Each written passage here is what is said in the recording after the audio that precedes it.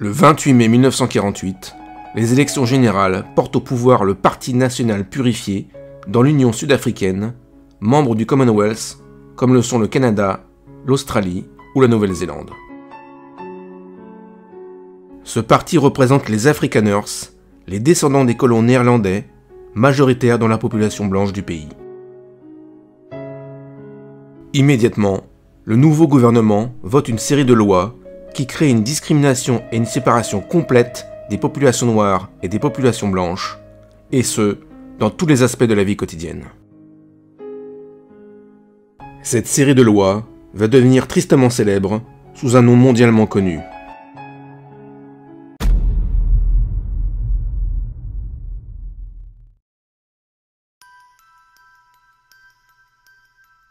Quelques années après la fin des lois raciales du Troisième Reich, et alors que les États-Unis commencent à sortir de la ségrégation, comment un État développé a-t-il pu se lancer dans une politique de discrimination raciale en totale opposition avec l'évolution du monde? L'apartheid est en fait l'aboutissement d'une longue histoire, jalonnée de souffrances, d'incompréhension et de peur. Jusqu'au XVIIe siècle, l'actuel territoire d'Afrique du Sud était occupé par les peuples de langue bantoue, dont les Xhosas et les Zoulous. En 1652, la Compagnie hollandaise des Indes orientales envoie des agents, sous la conduite de Jan van Riebeeck, établir un poste de ravitaillement pour sa flotte au Cap, futur emplacement de Cape Town. Ces hommes et femmes sont des calvinistes rigoureux, très croyants, convaincus d'être le peuple élu de Dieu. Travailleurs acharnés, ils réussissent en quelques années à transformer ce poste de ravitaillement en comptoir florissant. Ils sont rejoints par des huguenots français qui se lancent dans la culture de la vigne et qui sera la base de la future viticulture très appréciée d'Afrique du Sud. Mais ils refusent tout contact avec les tribus africaines, considérées comme inférieures et dont la fréquentation s'avérerait nuisible. Cette prospérité attire de nombreux paysans calvinistes venus de Hollande et d'Allemagne. La cité du Cap étant trop petite pour les accueillir, ils se dirigent vers les terres du Nord-Est. C'est le début de la colonisation de l'Afrique du Sud. À la fin du siècle, ils sont près de 15 000. On les appelle les boers, ce qui signifie en néerlandais fermier. Leur croyance en un destin divin est renforcée lorsqu'une épidémie de variole décime les tribus africaines alors que les Blancs sont peu touchés. Dans leur esprit, il n'y a pas de doute, ce sont des races inférieures. Parallèlement, lassés par les taxes et la fixation des prix, ils décident de rompre avec la Hollande. Pour la première fois, ils se déclarent Afrikaners. En 1795, l'armée britannique débarque au Cap afin de sécuriser ce territoire pour qu'il échappe à la France révolutionnaire contre laquelle elle est en guerre. Les Afrikaners voient d'un très mauvais œil l'annexion de cette terre qu'ils cultivent depuis plus d'un siècle. Face à l'anglicisation forcée de la société, il se crée une nouvelle langue, l'Afrikaans, mélange de néerlandais, de français, de portugais et de dialectes africains qui va devenir le ciment de leur identité. Mais pour l'heure, ils doivent faire face à l'arrivée massive de colons britanniques. Ils prennent alors une décision qui va profondément renforcer leur identité afrikaner.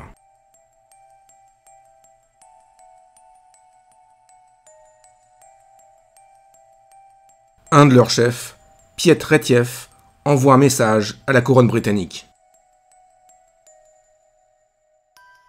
Nous quittons la colonie avec la pleine assurance que le gouvernement n'attend rien de nous, et qu'à l'avenir, il nous laissera, sans s'en mêler, nous gouverner nous-mêmes. Le 15 mars 1835, des centaines de chariots commencent un long et périlleux voyage vers le nord-est, à la recherche de nouvelles terres. C'est le grand trek, le grand voyage. Seulement armés de leur courage et de leur foi, ils entament la traversée dangereuse de la chaîne du Drakensberg. Grâce à leur farouche volonté, ils parviennent jusqu'à un territoire qui s'appellera plus tard le Transvaal. Ils décident de s'établir sur place et fondent deux États indépendants, l'État libre d'Orange et la République du Transvaal. ils ont réussi le pari de leur indépendance et de leur liberté. En ce qui concerne leur rapport avec les tribus africaines, leur lecture rigide de la Bible les pousse à vivre à côté des races, sans se mélanger. Ce sont les premiers germes de l'apartheid. Quant aux Britanniques des provinces du Cap et de Natal, ils se résignent à la présence des deux nations bourgs. Mais une découverte va pousser les Afrikaners et les Anglais à s'affronter. En 1867, on découvre de riches gisements de diamants entre le Natal et l'État libre d'Orange. Les deux communautés revendiquent le territoire. Des tensions apparaissent. En 1881, on découvre de riches filons d'or dans le Transvaal. Une cité sort de terre, Johannesburg, à proximité de sa capitale, Pretoria. Tout cela aiguise l'appétit des Britanniques, qui rêvent d'annexer les deux nations bourgs. Paul Kruger, président de la République du Transvaal, devine qu'un affrontement est imminent avec la couronne britannique. Il décide de prendre les devants et adresse un ultimatum à Londres en 1899. C'est le déclenchement d'un nouvel épisode qui va renforcer l'identité afrikaner.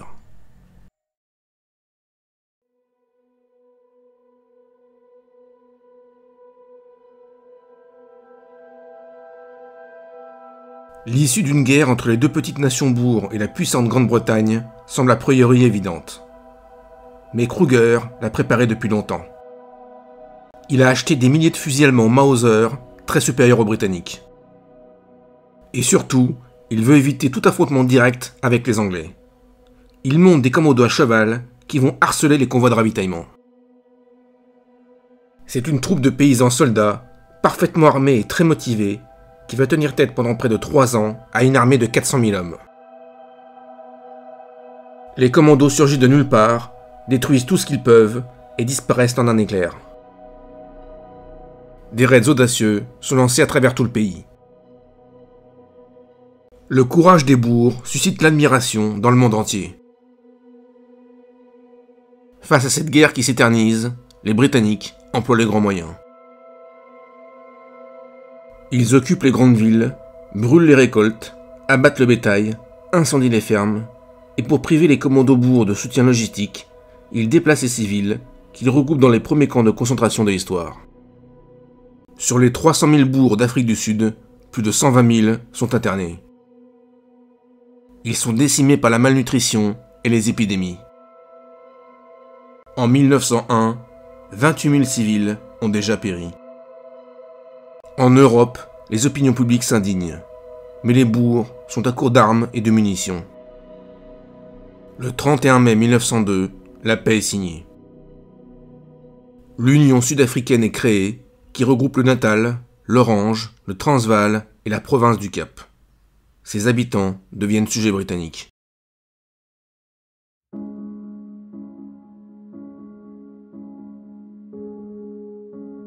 Humiliés, les Afrikaners sortent meurtris de cette guerre, mais leurs sentiments nationalistes sont renforcés. Face au mépris des Britanniques vis-à-vis de ces petits blancs, ils mûrissent leur revanche. Leur haine des Anglais est telle qu'ils rejettent leurs lois, notamment sur l'égalité raciale. Cette haine va ainsi se reporter sur tous les Noirs d'Afrique du Sud. Ces derniers, de leur côté, sont bien décidés à se faire entendre.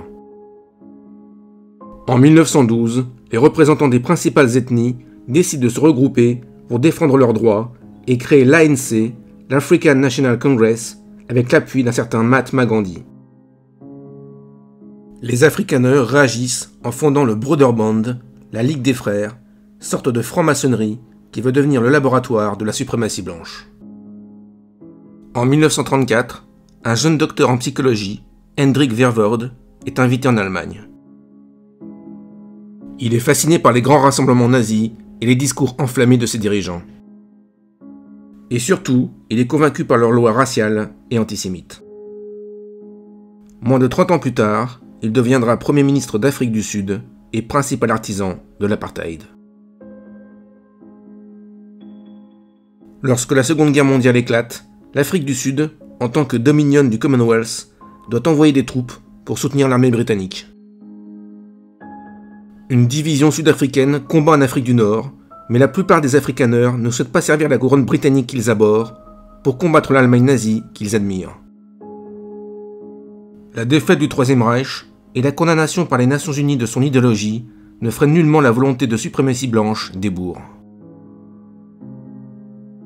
Le Parti national purifié, issu du Broederbond, remporte les élections législatives en 1948, et son chef, Daniel François Malan, devient Premier ministre.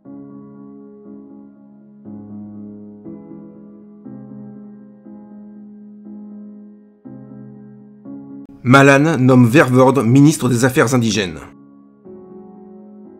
Celui-ci fait voter le Morality Act, qui interdit sous peine de prison les relations sexuelles entre noirs et blancs. C'est le premier jalon de l'apartheid. Le Population Registration Act classe la population en 4 catégories: blancs, métis, noirs et asiatiques. Verwoerd va encore plus loin. Une nouvelle loi impose de séparer géographiquement toutes les communautés. Ce découpage va permettre de confiner les Noirs dans des townships. Puis c'est un déferlement de lois sur les limites aux contacts raciaux dans tous les domaines. L'apartheid s'exerce aussi bien sur les bancs publics que sur les salles d'attente, les ascenseurs, les gares, les cinémas ou les théâtres. Les Noirs doivent également avoir en permanence sur eux un pass qui limite drastiquement leurs déplacements. L'ANC, depuis sa fondation, s'est toujours attaché à combattre l'oppression blanche de manière pacifique. Amers, certains de ses membres constatent l'échec de cette stratégie. Un jeune avocat de 27 ans, Nelson Mandela, fonde alors la Jeune Ligue. Dès 1952, lui et ses camarades lancent la Defiance Campaign. Ils brûlent leurs passes, entrent dans les hôtels interdits aux Noirs, occupent les plages à l'usage des Blancs et violent le couvre-feu. Hendrik Verwoerd devient Premier ministre en 1958.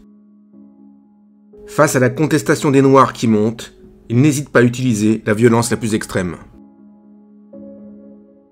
Le 21 mars 1960, à Sharpeville, des milliers de manifestants se dirigent vers les commissariats de police en brûlant leurs passes. Alors que la marche est pacifique, 2 automitrailleuses de la police ouvrent le feu sans sommation. On dénombre 69 morts et plus de 200 blessés. Fou de rage, Mandela et ses compagnons décident de passer à l'action. Ils se réfugient dans la clandestinité, achètent des armes à l'étranger et collectent des fonds. En 1961, les maîtres de Pretoria s'émancipent de la tutelle britannique et déclarent l'indépendance de l'Afrique du Sud, qui devient une république. C'est l'ultime acte de vengeance des Afrikaners vis-à-vis de Londres. John Vorster, le ministre de la Justice, fait voter une loi qui autorise la détention d'un suspect sans assistance pendant 90 jours. Arrestations arbitraires, tortures et exécutions sommaires se multiplient. Pire encore, le gouvernement met en place dans le plus grand secret un programme terrifiant, le projet Coast, digne des pires monstruosités de l'Allemagne nazie.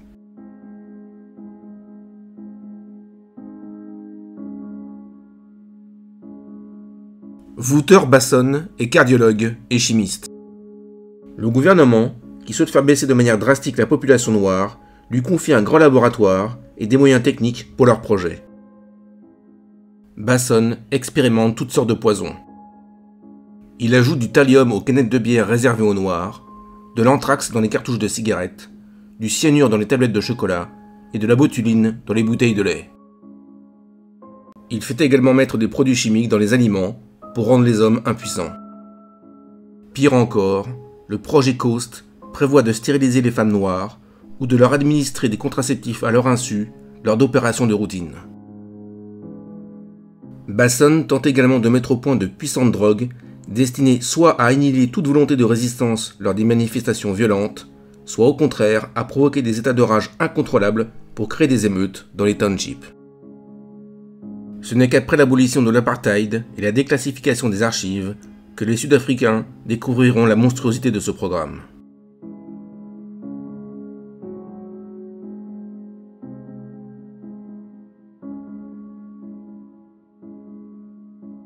En juillet 1963, Mandela, qui dirige la branche armée de l'ANC, est arrêté grâce à un indicateur. Il sait qu'il n'échappera pas à la peine capitale. Alors il profite de son procès pour en faire une tribune politique. Il assure sa défense lui-même, affirmant que la finalité de sa lutte est la reconnaissance des droits des Noirs en Afrique du Sud, et non pas une lutte contre les Blancs. Votre honneur, c'est la tyrannie qui règne dans ce pays qui a fait de moi un criminel, pas mes actes. Je suis déclaré criminel pour le seul fait de l'idéal que je défends. Le verdict est rendu en juin 1964. À la surprise générale, il est condamné à la prison à vie. Les juges n'ont pas osé l'envoyer à la potence. Il est transféré au pénitencier de Robben Island, au large du Cap. 2 ans plus tard, Hendrik Verwoerd, l'architecte de l'apartheid, est assassiné par un déséquilibré. C'est John Vorster qui lui succède. Il est aussi intraitable que Verwoerd. Le calvaire des Noirs d'Afrique du Sud va se poursuivre.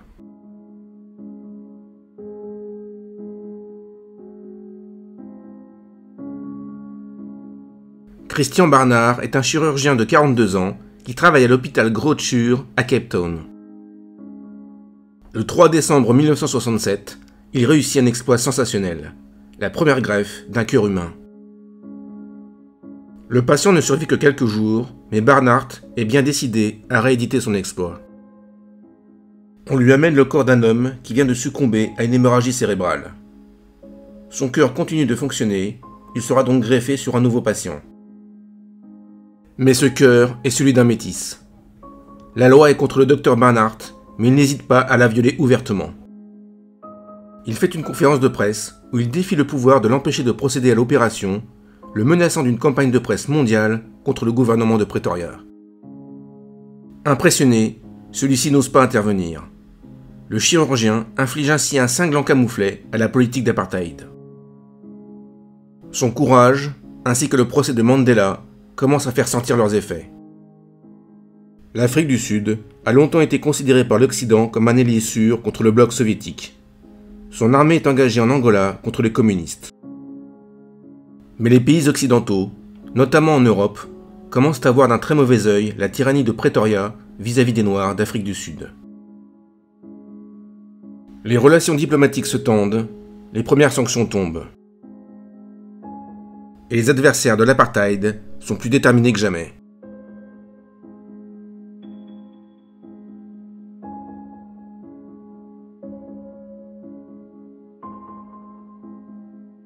À Robben Island, malgré les conditions de vie, Mandela garde espoir.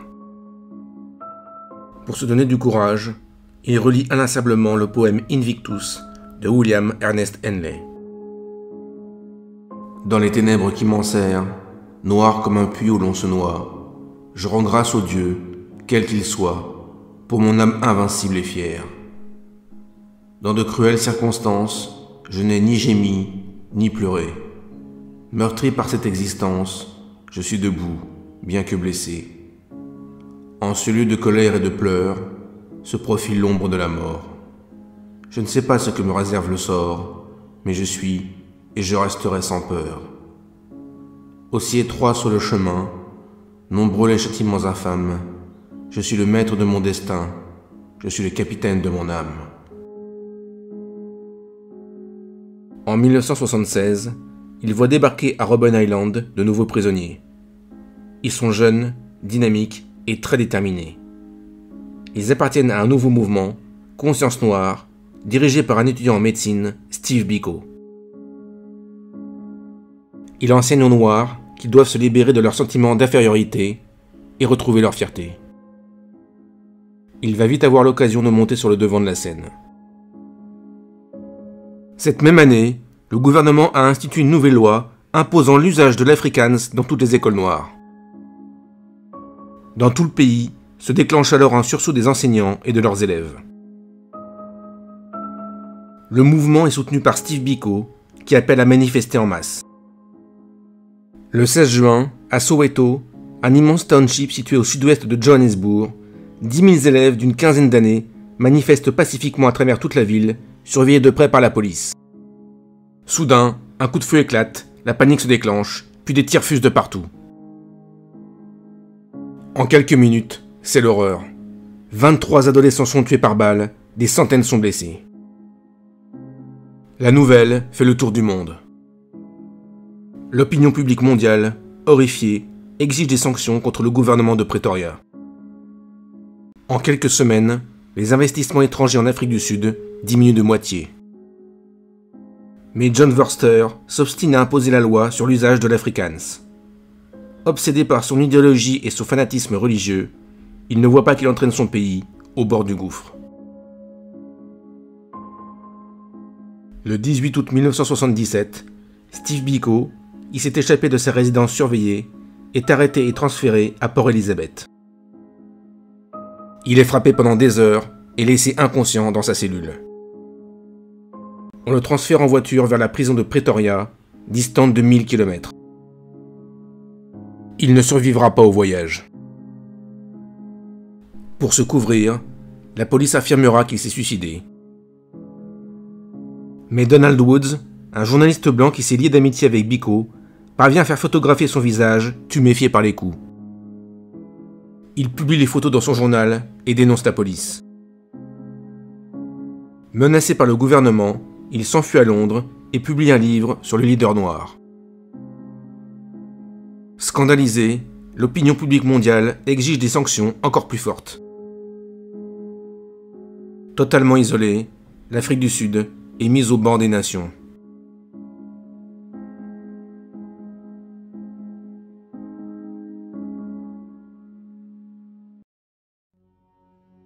Le 5 septembre 1978, invoquant des problèmes de santé, John Vorster donne sa démission. Il est remplacé par Peter Botha, 62 ans.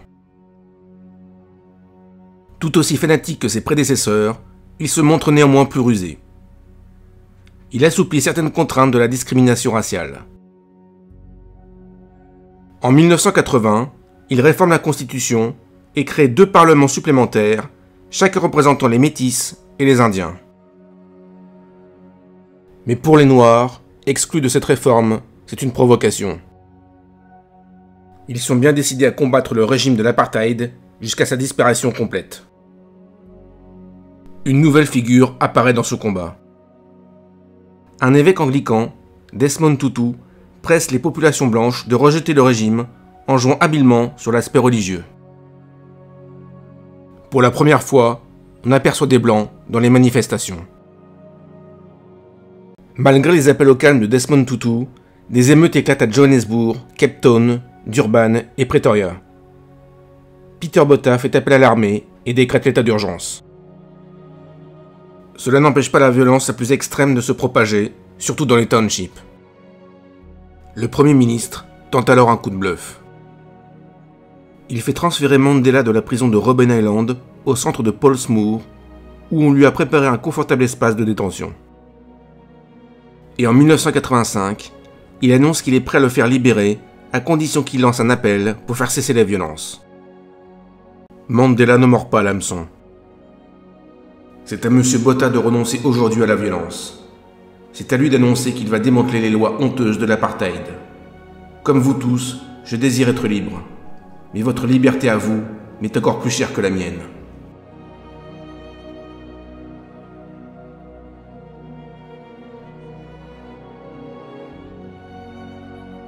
En septembre 1989, Peter Botha est victime d'un accident vasculaire cérébral. Démissionnaire, il est remplacé par Frédéric de Klerk, 53 ans. Il n'est pas de la génération des fanatiques du Broederbond. C'est un homme pragmatique qui comprend que la situation n'est plus tenable. L'Afrique du Sud est au bord de la guerre civile et son économie est ravagée par les sanctions. La chute du mur de Berlin et le démantèlement de l'Empire soviétique font s'évanouir les craintes des Afrikaners envers le communisme dont ils se voyaient le rempart en Afrique. Le 2 février 1990, De Klerk s'adresse au Parlement.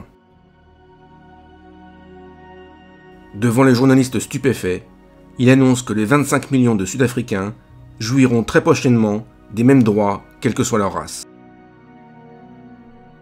Et il va plus loin. J'annonce la levée de toutes les restrictions sur les organisations jusqu'ici interdites de l'ANC et du Congrès panafricain. Toutes les personnes actuellement emprisonnées pour leur appartenance à ces organisations seront immédiatement libérées. Il finit en prononçant le nom que tout le monde attend.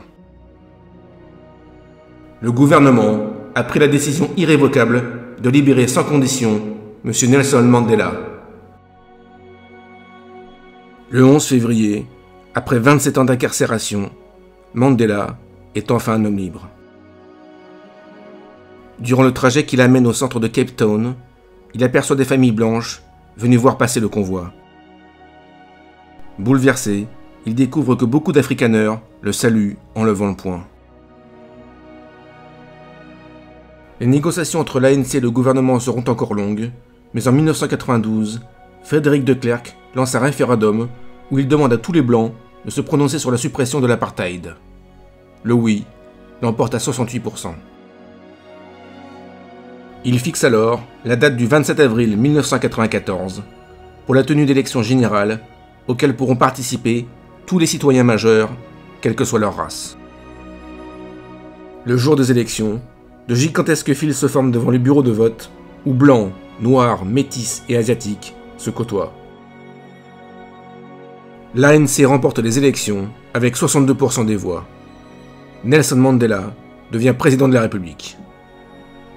Son premier acte en tant que président est d'abolir officiellement l'apartheid.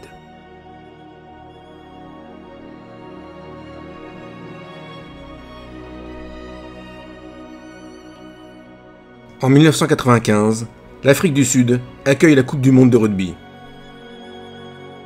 Certains dirigeants de l'ANC voulaient dissoudre les Springboks, l'équipe nationale, symbole de l'oppression blanche selon eux, mais Mandela s'y est opposé.